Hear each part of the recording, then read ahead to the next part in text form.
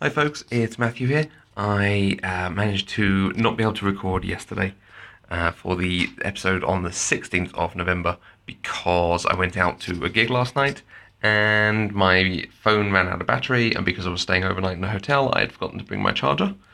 So I'm now just on my lunch break doing a quick recording to catch up on that one. It's kind of good that wasn't one to mention because there wasn't a huge amount to go into.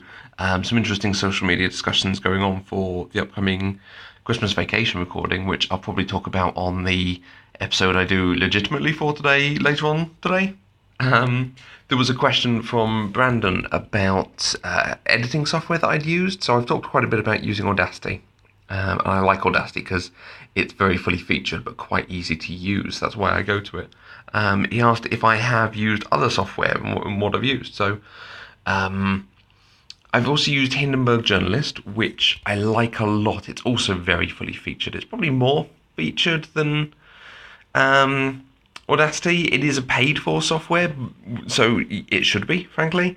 And they've started doing more newsletters recently, which have made me want to get back into using it.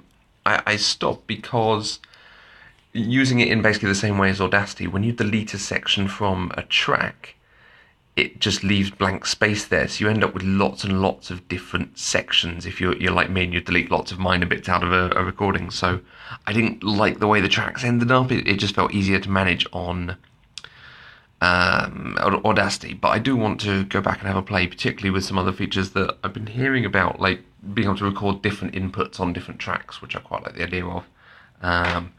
And there was a newsletter the other day that had something on it that quite excited me as well.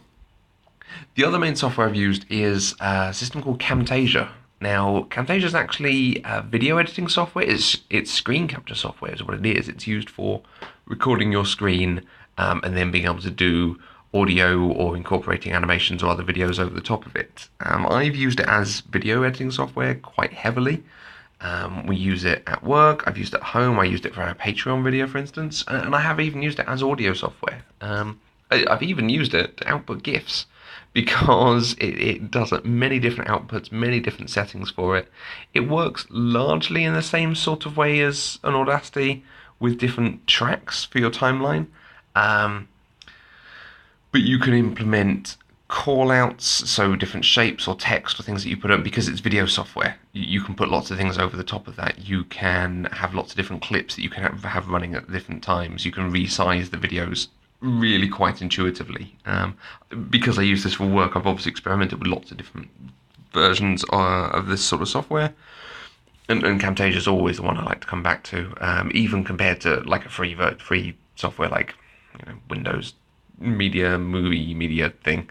Camtasia's not cheap, but it's really good. It's really easy to use. It's got loads of features in terms of audio. If we're talking podcasts, it's got some really good noise removal. It's got some really good stuff for being able to increase or decrease noise on only particular bits of tracks. It's really nice at stitching. It's really nice at audio leveling. and in general, it's really quite powerful, but very easy to use. So I wouldn't use it all the time if I was only working on audio, but anytime I go to video, that's the first thing I'll load up and work with. So I would recommend checking it out if you're interested in videos at all. I've never really used the Adobe suites, so Photoshop and the others that I now can't remember the name of. I know Lani Diane Rich uses one for GIFs, which does some really nice stuff with GIFs about changing fonts and when the fonts come in and pop up. For GIFs at home, I tend to use a bit of software called GIFing Tool, which literally you record the screen, or you select and record a section of the screen, and then you can edit that bit back and cut out and add text over the top. And there's a few more features in there that I've never really played with, but it's very easy to go, right, this is the bit I want to record, drag and select it, now top and tail it to get just the bits you want, and output. And it's pretty quick. As you saw the other day, anyone who follows Eloquent Gushing, I made a GIF of Spike saying thank you for Susie Hula as a special one to make sure we made up for not thanking her when we should have done. So that's a bit more in depth about editing software that I've used. I'm always on the lookout for something really good and really useful because I like learning new bits of software and finding different improvements. I'm a bit flitty sometimes about going and using different tools. So I'll record another one of these later on, and I'm going to talk a bit more about the preparation for recording both Across the Arrowverse and Pop Culture Deprived. So I'll speak to everyone later.